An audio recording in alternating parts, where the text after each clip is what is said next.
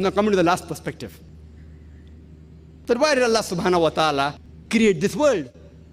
What is the purpose of this world?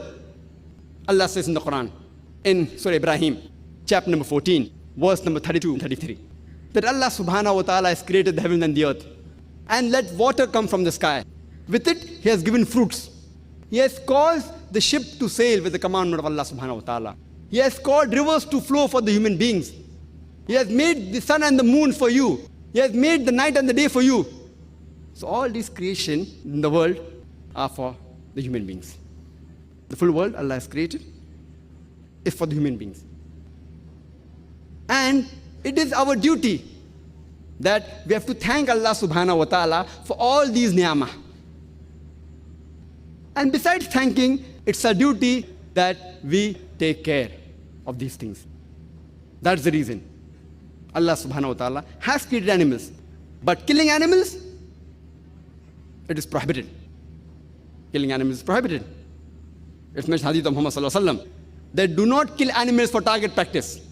Yes, for food amongst the halal animal which Allah has given permission, that you can have, with the way Allah has showed you and the Prophet has showed us.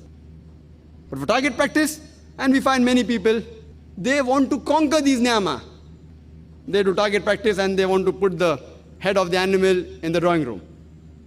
Allah has created the mountains. We want to conquer the mountains, go on Mount Everest. How many people die every year in trying to climb the Mount Everest? We want to conquer it. We don't thank Allah subhanahu wa ta'ala for the ni'amah. Even though Allah subhanahu wa ta'ala says in the Quran, the camels have been created for you to carry load. But even though they have been created for you, we have to love them, we have to respect them. There are several Sahih Hadith, several. It's mentioned in Sahih Bukhari, volume number 3, that there's a person who gave water to a thirsty dog by going in the well, by carrying the water in the socks, and because of that, he was granted Jannah. There's another hadith in Sahih Bukhari, volume number 4, that there was a prostitute, just because she gave water to a thirsty dog, she was granted Jannah. And the Sahaba asked, that do we get reward even for giving water to a dog? He said, yes, why not? Imagine the animal which is prohibited to come in our house.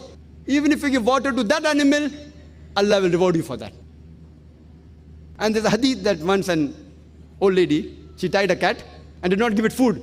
So Allah put her in hell, that why did she tie and did not give her food? At least you should have let it go free. She would have fed on the rodents. And that poster is there in one of the posters that is in the exhibition. So we have to even love and take care of the animals. Even the vegetations.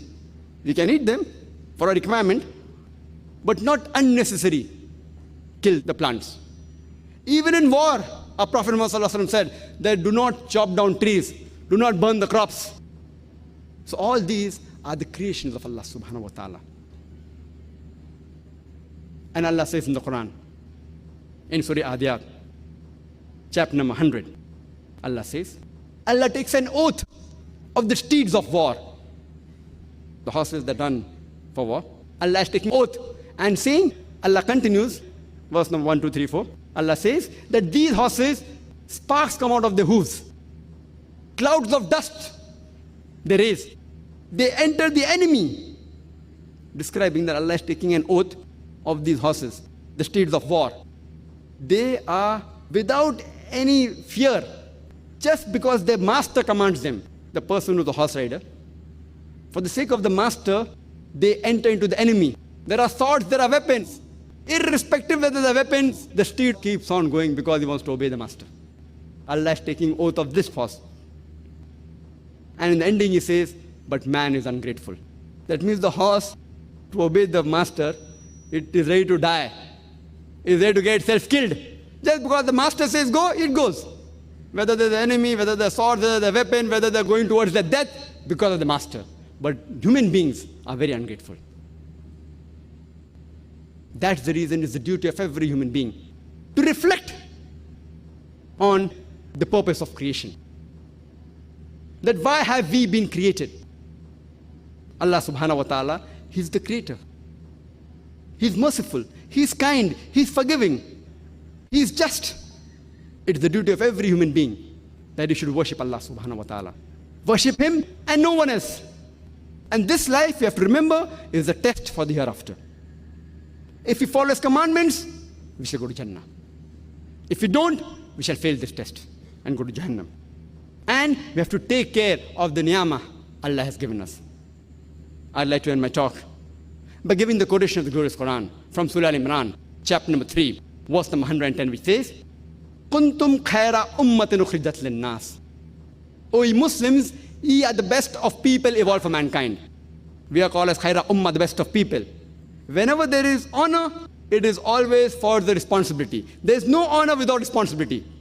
The responsibility is mentioned in the same verse, and Allah continues, Ta'miruna bil ma'rufi wa tanhauna 'anil munkar wa tu'minuna billah. Because we enjoin what is good, and we forbid what is wrong, and we believe in Allah. It's the duty of every Muslim that whatever he knows, if you know the purpose of creation, you have to tell it to the others. By what we created, we should worship no one but Allah Subhanahu wa Ta'ala. This life is a test for the hereafter. Invite people to the truth, exhort them to the truth, ta'miruna bil ma'rufi wa tanhauna 'anil munkar, and enjoin them towards the good and prevent them from going towards the wrong. It's the duty of every Muslim. Dawah is compulsory. If we do not enjoin what is good, and we do not prevent people from going towards the wrong, we aren't fit to be called as Muslims. We aren't fit to be called as khaira ummah, the best of people. I would like to end my talk with a quotation of the Quran from Surah Nahl, chapter 16, verse 125, which says, Udu ila sabili rabbika bil hikmah wal mawzat al hasna wajadil billati ahsan. Invite all to the way of thy Lord with wisdom and beautiful preaching, and argue with them and reason with them in the ways that are best and most gracious. Wa akhiru da'wana alhamdulillahi rabbil alamin.